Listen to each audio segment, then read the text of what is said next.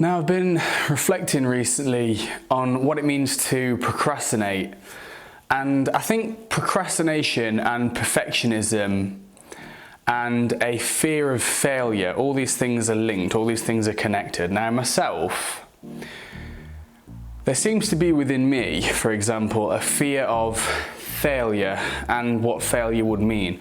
Like, if I fail, people will see me and reject me and abandon me ultimately, and this has far-reaching consequences for my personal life and my life with work. So like, if in a relationship, for example, it recently makes me quite non-committal, because if I don't commit, then I can't fail, theoretically speaking. Same with work. I'm always got one foot in and one foot out the door, just because if I don't fully commit, then I can't fully fail. It's always as if I'm trying to sugarcoat or soften the blow, or I'm trying to anticipate some sort of catastrophe in the future where I'll be exposed for the world to see and then be left vulnerable, and that imperfect self that I am will be vulnerable and open to attack. And I don't know entirely where this comes from, but when it comes to procrastination, perfectionism, fear of failure, I think I've worked it out. So if you procrastinate, if you have a fear of putting yourself out there, if you have a fear of confrontation, then this kind of links in, this relates to you in some way. So if you have a fear of failure, this causes an attitude of perfectionism, where you try to manipulate the responses from other people, which you can never really control anyway. You try to manipulate the world's response to whatever work you do. That's what perfectionism is. Perfectionism is like an OCD. It's like an overly anxious attachment to a particular outcome that you then try and control through being a perfectionist, through going over every process of yours with a fine-tooth comb. I do this, I've done this in the past, I've done this actually really recently with some videos that I edited like crazy. So many jump cuts, so many bits of B-roll footage and the rest of it. It's my attempt to create, to manufacture your response to me. So if you have a project, you're something you're working on, or even a relationship, and you're trying to be a perfectionist, you're trying to manipulate people's responses to you because you're afraid of what their responses to your imperfect self could mean. You're afraid of being exposed. You're afraid of your true self being seen and rejected. So that's where the perfectionism comes from.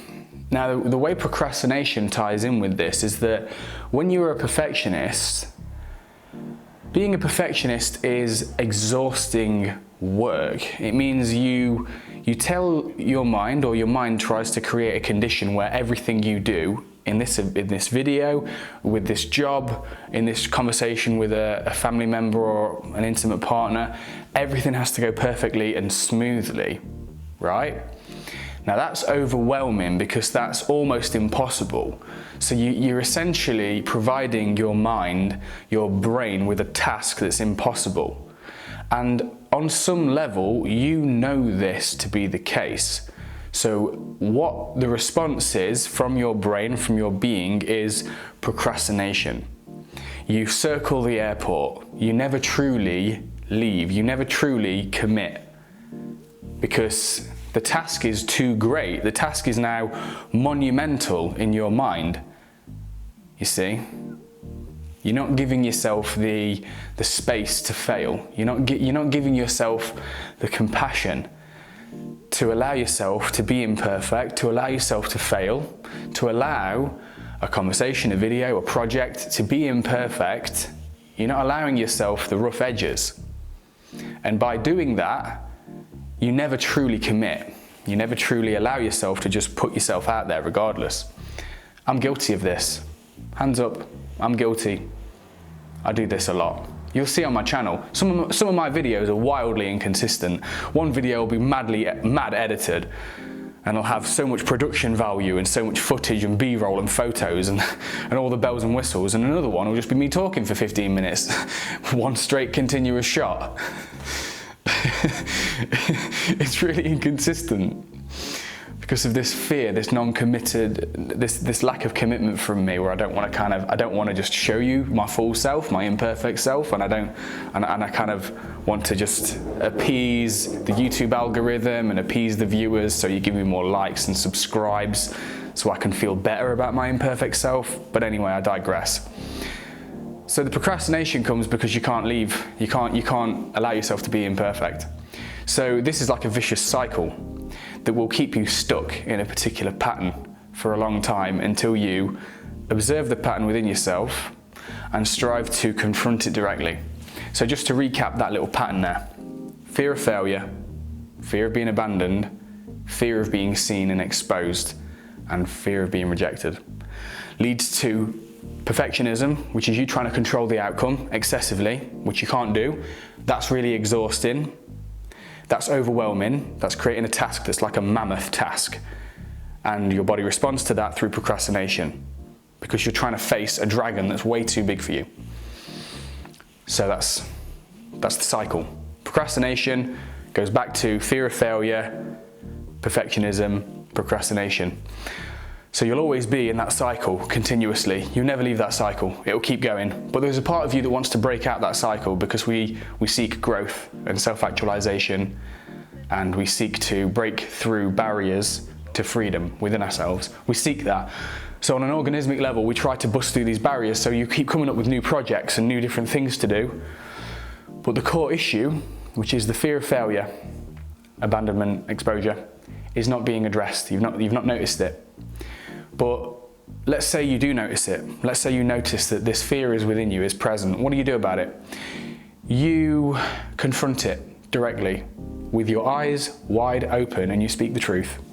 So what you do is, whatever project, whatever thing you're whatever thing you're procrastinating over, for example, whatever thing you're not fully committing to, you face it directly.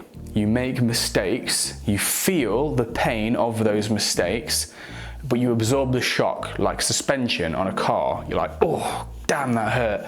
You stay present, you don't distract yourself from the pain, you stay with it. You also repeat to yourself the mantra, even though this sucks, even though this is imperfect, even though this hurts, I'm still okay, right? I'm still okay, I'm still here, I've still survived.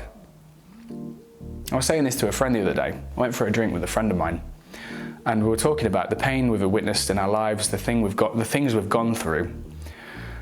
And I made the observation that despite all that we've been through, we're just sat here drinking a pint of cider in this moment, and we're okay. See, there's many times in your life where you think you're not going to be okay, but you are okay eventually. And it's that fear of not being okay that stops you and keeps you stuck. But even throughout all the pain, all the difficulty, you'll still be okay, right? With enough time that passes.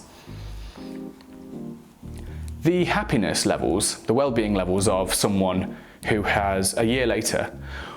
So take person A. Person A's won the lottery. Person B has recently become a paraplegic, right? Say these things happen on the exact same day. Fast forward a year later, their happiness levels are roughly the same. That's crazy, right? That's true. They studied this.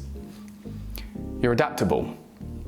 So no matter what the fear you face, no matter what issues you come up against, you'll be okay eventually. And I say this because that means that regardless of whatever happens, you can confront that fear of imperfection, that fear of abandonment, that fear of rejection, the perfectionism. You can confront all that. And you need to confront all of this because you have a story in your mind that's quite a childlike story. It's like an inner child that's not been healed, that fears being left and abandoned. Now, the only way that you truly move past this is through experience. You teach this inner child that's terrified of rejection, that wants to make everything perfect and predictable. You teach the inner child that it's okay, that it can survive through the pain, through the difficulty. And you do that through experience. So this is partly why I've made this video today. It's because it's imperfect. It's a mess.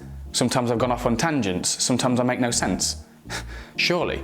Sometimes some people will watch this video and be like, what the hell is this guy talking about? And they'll click away. That's fine. That's okay, because I'm all right, regardless. It's taken me a while to realize that, but that's true.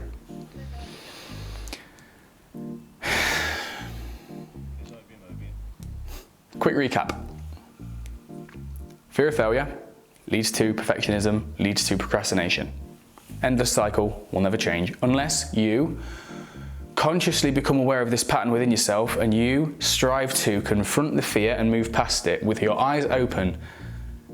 And all the while you're noticing that you're okay throughout whatever pain that comes up, throughout whatever difficulty, throughout whatever rejections you will face, great or small, you're okay. That teaches the inner child, that teaches the parts of your mind that are scared, that teaches those parts of yourself that you're okay. And that increases your bravery and courage in the face of all of this. So that's it. That's all I wanted to share with you today. Yesterday, I missed my upload for the week because I've been overwhelmed this week. Been a bit depressed since Wednesday for a few days, for a few reasons. I might go into them in another video, but I hope this video has been valuable to you in some way. And yeah, I hope it's helped. That's it. Take care.